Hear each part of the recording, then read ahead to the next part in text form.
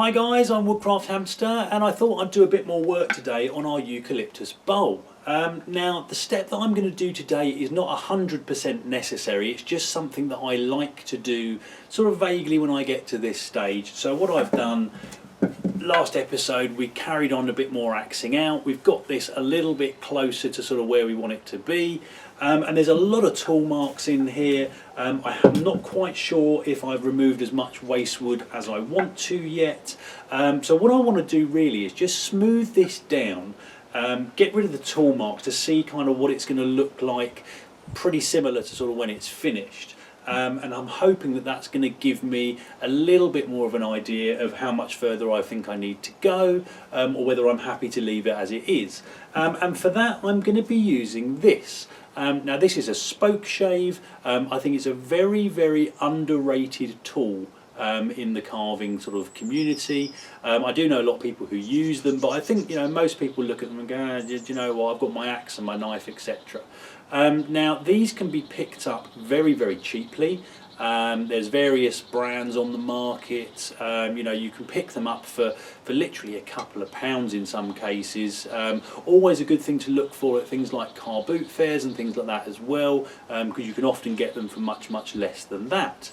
Now what I'll do, I'll bring the camera a little bit closer in just so you can see this in more detail, and I'll show you what it is we're going to be doing with it on this bowl. Right then guys, so this is our spoke shave. Obviously you've got two handles so you can hold it and control it really well. It works in a very similar way to a wood plane. You have a blade here which you can see just popping out on the other side, and it's controlled by these little knurled screws which you can twist one way or the other to make the blade raise or lower, so you can either have a deeper cut or a shallower cut. I've got this set to a pretty shallow angle. I'm not sure how well that's picking up on the camera there. And basically, like a push knife or a draw knife, you can either push it away from yourself or you can pull it towards yourself. I tend to favour going away from myself just because that's how I've always used it.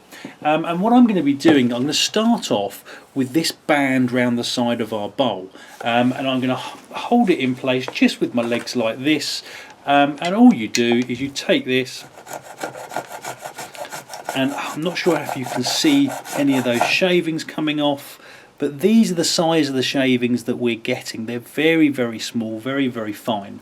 And what I'm going to do is just carry on working on this for, I don't know, probably a few minutes. I'll fast forward through the footage, and I'll come back and just show you the effect, and I'll give you a bit of a close-up so you can see just how sort of pitted, how many tool marks there are along here. A couple of minutes work will hopefully make quite a big difference.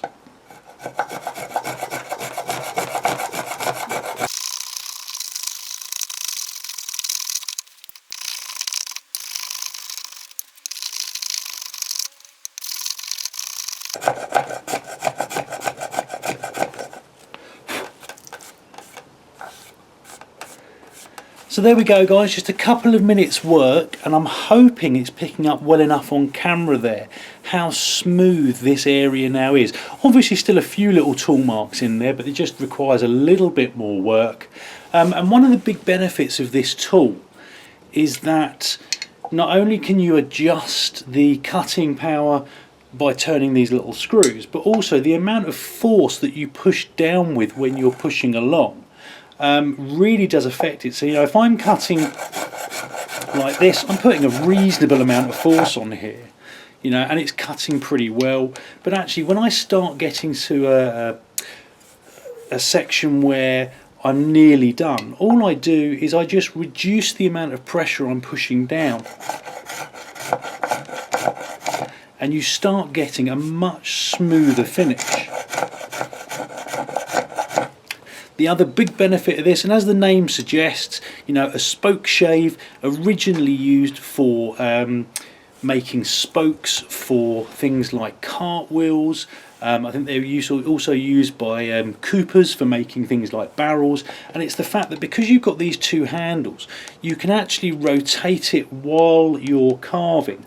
So essentially, if you've got a slightly rounded area like this, you're not just going backwards and forwards in a straight angle. You can turn like this and really start rounding things over, and that's going to come into play probably in a later video when I try and join this, so it should probably help if I turned it so you could see it, but where I've got quite a sharp corner here, haven't quite decided whether or not I'm going to leave this sort of fairly sharp or if I'm actually going to round it down so that it sort of sweeps into the bowl.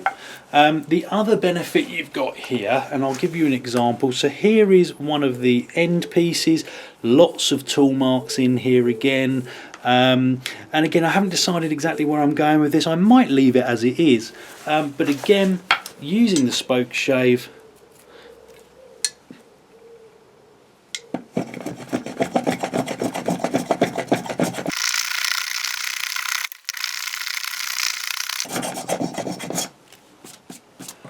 and again this was just a really quick test area, but you can see here straight away completely, well not completely, but you know, massively smoothed down in comparison to the rest. You may notice there's a couple of little lines running in here. That's because there is a little chip in the blade of my spoke shave, which I'm sure people will feel like commenting on. I just haven't got round to sharpening it out yet, but even so this is going to be sanded anyway, so if you do get little marks in there, and don't forget that although these blades are slightly rounded, you will inevitably get the corners, certainly if you have it too deep, will cut in a little bit too far as well. So what I'm going to do, I'm just going to carry on. I won't bore you with all of this, maybe I'll move the camera around a couple of times just so you can see it from different angles, but I just want to try and smooth down as much as I can. And one thing to remember is this little area up here is a good example. Because it's slightly concave, I can't actually get the spoke shave in there. It's just, you know, it's not doing anything. I can extend the blade to make that work a little bit better, but I don't want to be cutting off too much. So you kind of have to come at it from other angles, and there will be areas you just can't reach, but it will certainly do a much quicker and a much better job than trying to do all of this with maybe just a knife or a push knife or something alone. So as I say, I'm going to carry on for a little bit, and I'll come back when we've made a bit more progress.